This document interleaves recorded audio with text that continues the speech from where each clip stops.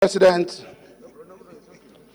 very distinguished colleagues, I'm rising on a point of order, which is Order 42 of our rules. Mr. President.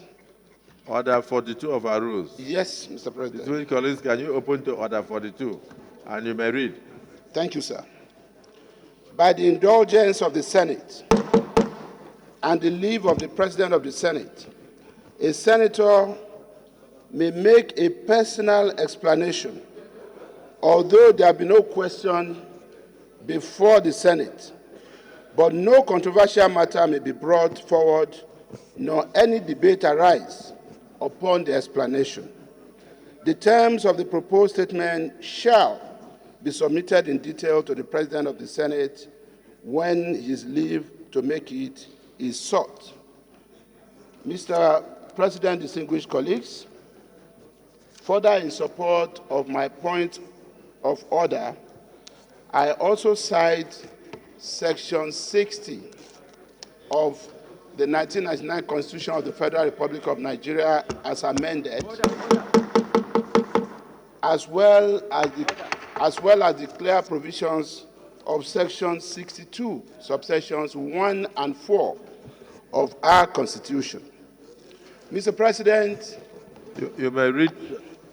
Oh, thank you.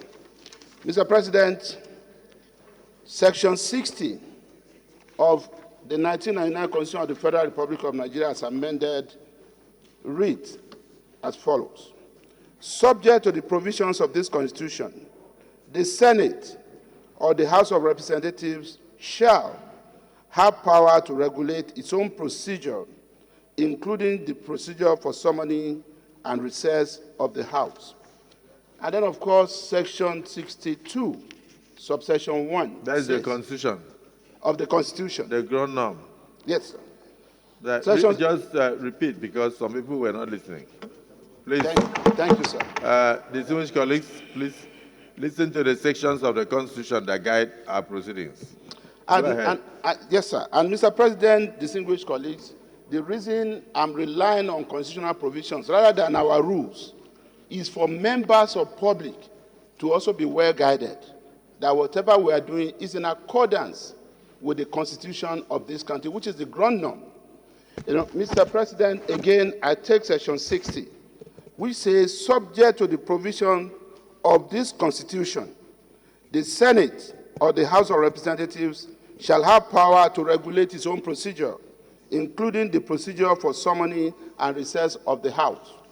We are the legislative arm of government, and we take our instructions and guidance from this Constitution, not from any other institution or individuals, no matter how highly placed, not from governors, not from any other person other than this Constitution.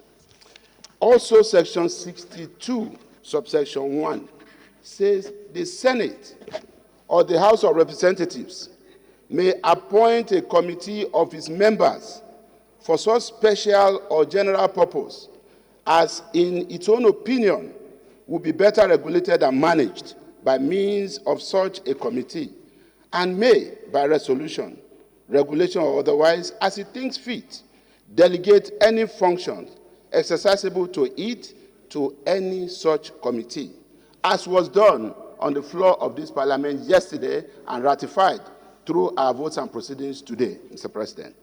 Subsection 4 of that same Section 62 says, nothing in this section shall be construed as authorizing such House to delegate to a committee the power to decide whether a bill shall be passed into law or to determine any matter which it is empowered to determine by resolution under the provisions of this Constitution.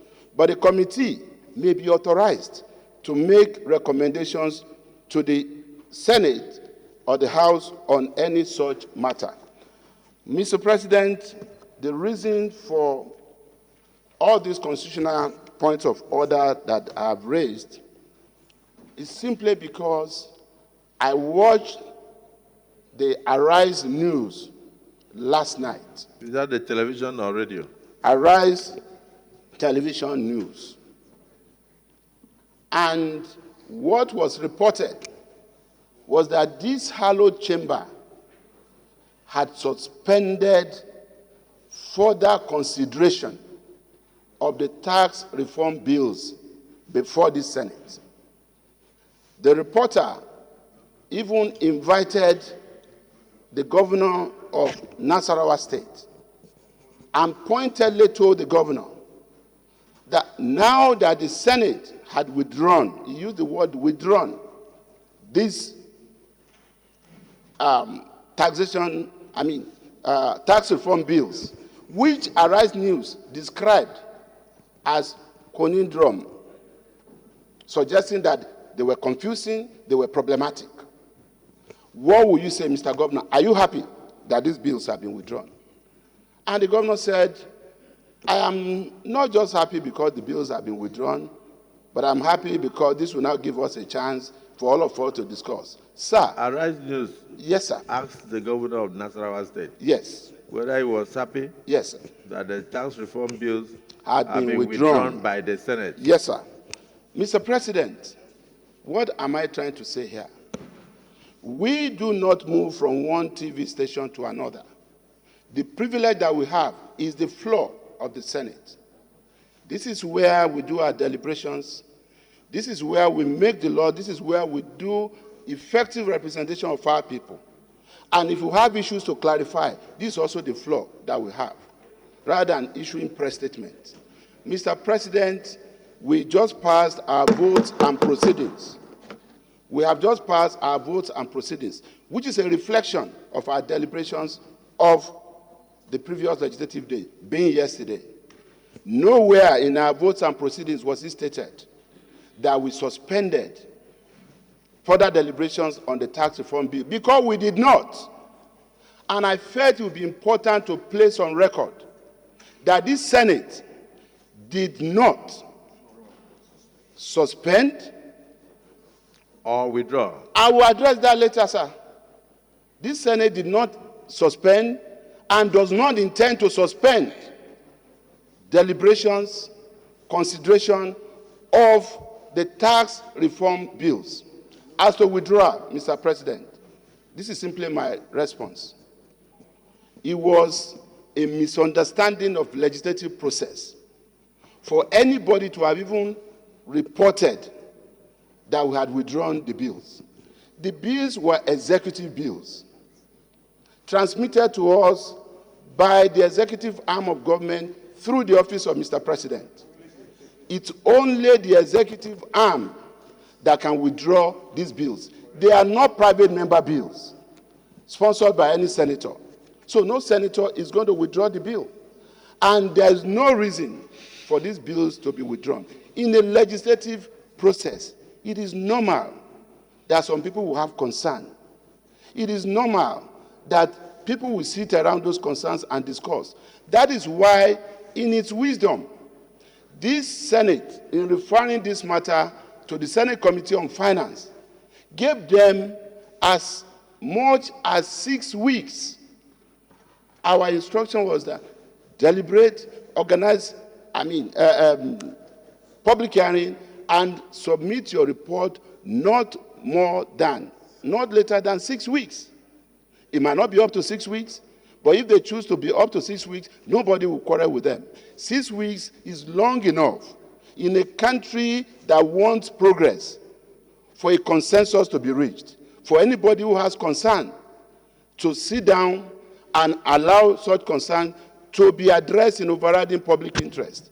And in any case, Mr. President and distinguished colleagues, we are continuing with the deliberation, with the consideration of this bill.